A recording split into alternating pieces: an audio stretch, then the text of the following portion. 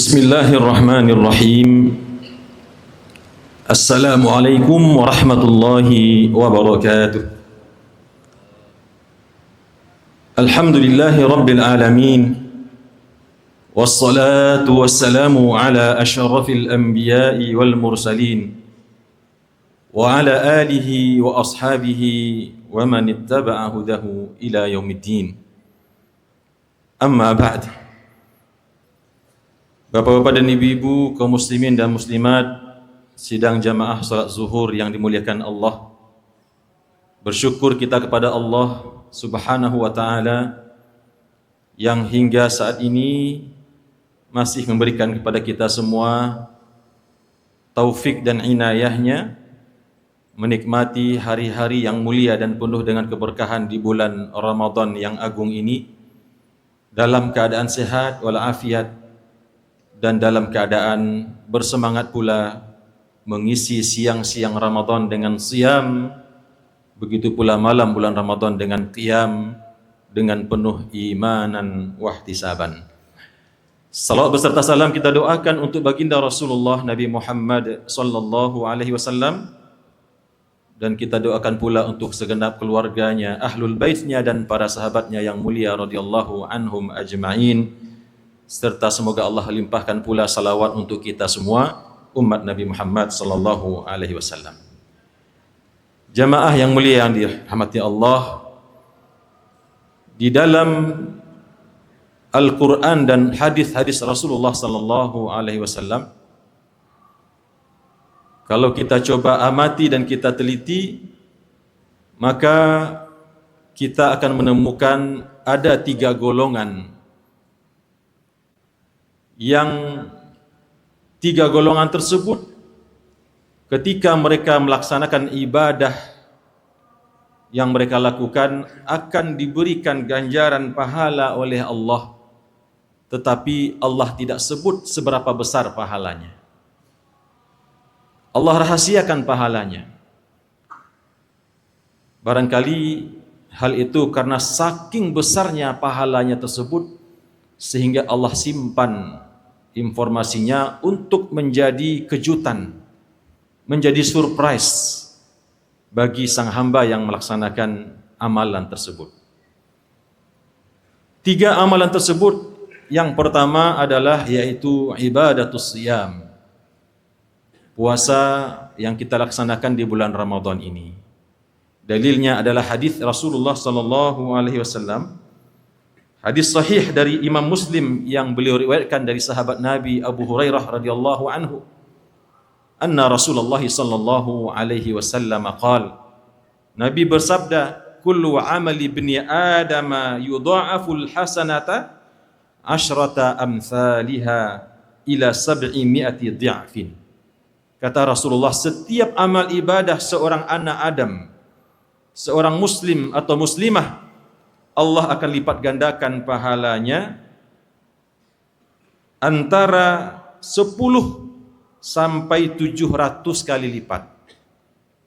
Tergantung kapan dia lakukan ibadah tersebut, di saat sempit atau di saat lapang, bagaimana niatnya, apakah betul-betul ikhlas atau tidak, bagaimana pengorbanannya yang dia lakukan untuk bisa melakukan pekerjaan tersebut. Itu yang menjadikan nilainya berbeda-beda antara 10 sampai 700 kali lipat, kata Rasulullah sallallahu alaihi wasallam.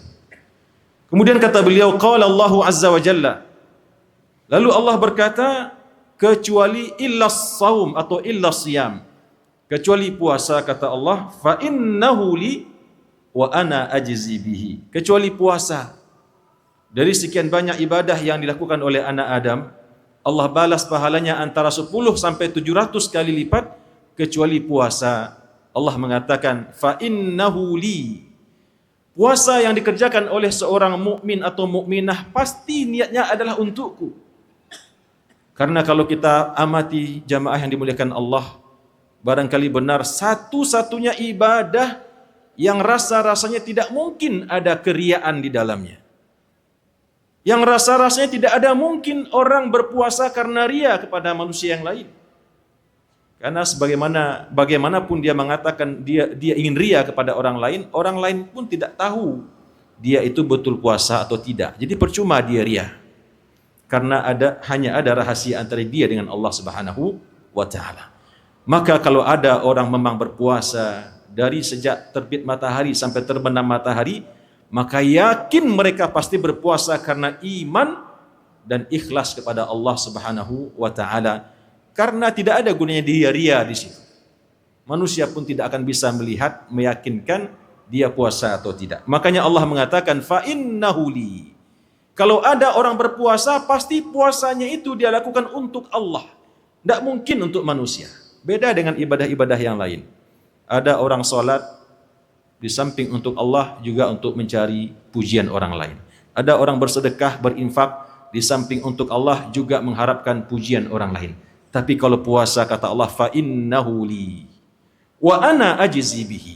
Karena puasa itu pasti ditunaikan hanya untuk Allah, lillah, liwajhillah, maka kata Allah fa ana ajzi bihi, hanya aku saja yang bisa membalasnya. Semua amal pada dasarnya Allah juga yang balasnya, bukan puasa saja. Tapi Allah maksudkan di sini hanya Allah yang bisa membalas pahala tersebut, dan maksudnya adalah aku sembunyikan pahalanya nanti di akhirat akan menjadi kejutan buat hamba tersebut. Ini ibadah yang pertama jamaah yang dimuliakan Allah, yaitu puasa di bulan Ramadan. Dan juga puasa-puasa di hari-hari lain di bulan Ramadan. Kemudian yang kedua, ibadah atau amalan yang juga disembunyikan pahalanya oleh Allah Subhanahu wa taala, yaitu memaafkan orang lain. Memaafkan orang lain atau al-afu, yang menjadi dasar atau dalil amalan ini adalah Al-Quran surah Asy-Syura ayat 40. Allah Subhanahu wa taala berfirman, "Faman 'afa wa aslaha fa ajruhu 'ala Allah, innahu la yuhibbuz zalimin." Barang siapa yang mau memaafkan orang lain tentunya. Barang siapa yang mau memaafkan kesalahan orang lain, kalau memaafkan berarti dia tidak salah pada dasarnya. Orang yang salah sama dia. Dia tidak bersalah, dia yang dizalimi, dia yang disakiti, dia yang difitnah, dia yang dihina.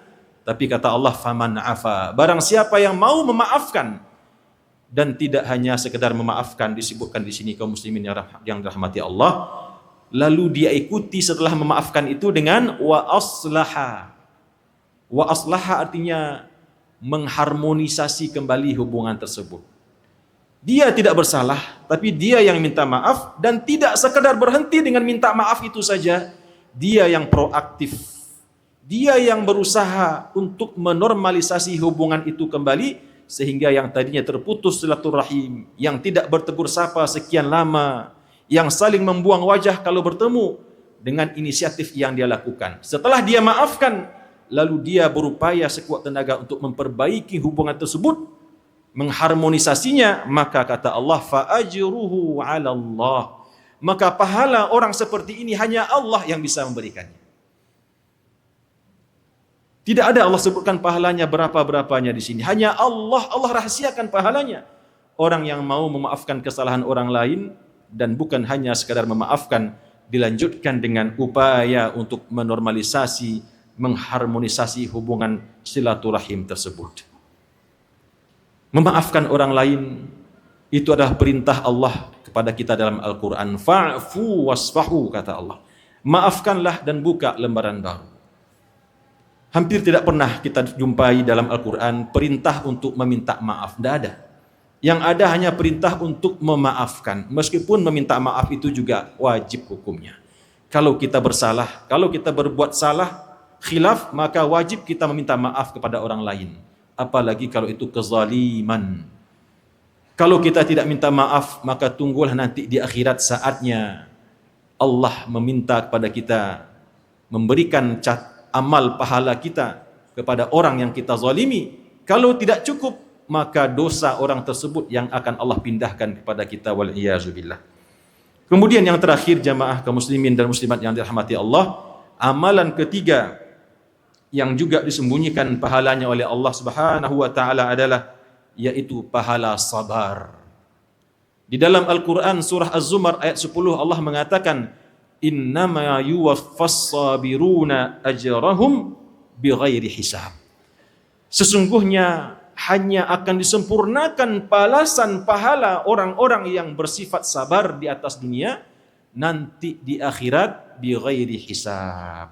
Tidak disangka-sangka oleh orang tersebut. Tidak disangka, tidak terkira. Allah sembunyikan pahalanya. Berapa besar pahala orang yang sabar? Tidak ada Allah sebut dalam Al-Quran. Allah hanya menjelaskan innama yuwaffas sabiruna ajrahum bighairi hisab. Allah akan lengkapi, sempurnakan pahala orang-orang yang bersabar nanti di akhirat dengan pahala yang tidak terduga-duga sama sekali.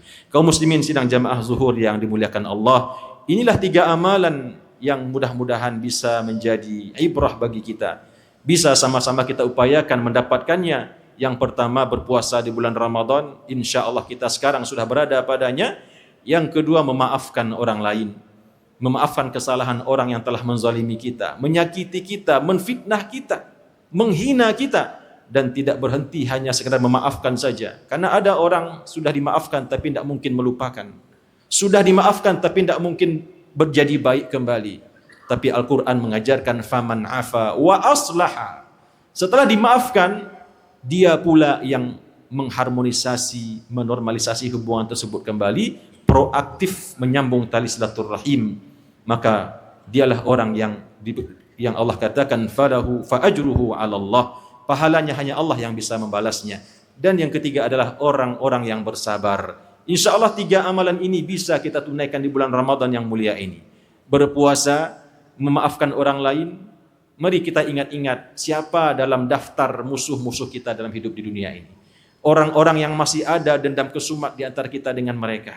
Kita buka catatan tersebut, lalu kita maafkan. Kita ampuni kesalahannya, kita maafkan. Dan tidak cukup hanya dengan kita maafkan, kita hubungi kembali, kita kontak kembali, kita datangi, kita sambung silaturahim.